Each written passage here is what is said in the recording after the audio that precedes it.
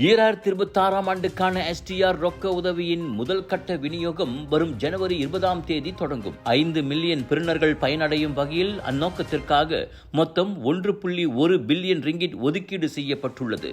உதவி பெறுநரில் 3.7 மில்லியன் குடும்பங்கள் ஆவர். மற்றவர்கள் வாழ்க்கை துணையற்ற 1.3 மில்லியன் மூத்த குடிமக்கள் ஆவர். அவரவர் வருமான தகுதிக்கேற்ப பெறுநர்கள் 100 ரிங்கிட் முதல் 500 ரிங்கிட் வரை பெறுவார்கள். வங்கி கணக்கு உள்ளவர்களுக்கு நேரடியாக கணக்கில் செலுத்தப்படும். வங்கி கணக்கு இல்லாதவர்கள் பேங்க் சிம்பானா நேஷனல் கிளைகளில் ரொக்கமாக பெறலாம் என நிதி அமைச்சு தெரிவித்துள்ளது.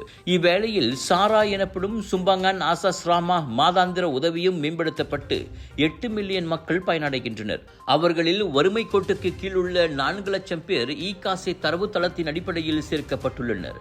ஒட்டுமொத்தமாக பார்த்தால் STR மற்றும் சாரா ஒதுக்கீடு இவ்வாண்டு 15 பில்லியன் ரிங்கிட்டை எட்டியுள்ளது. இதுவே வரலாற்றில் மிக உயர்ந்த ஒதுக்கீடாகும். இவ்வுதவிகளுக்கான புதிய விண்ணப்பங்களையும் மேல்முறையீடுகளையும் இவ்வாண்டு நெடுகிலும் STR சாரா அதிகாரப்பூர்வ இணைய அகப்பக்கங்களில் செய்ய முடியும்.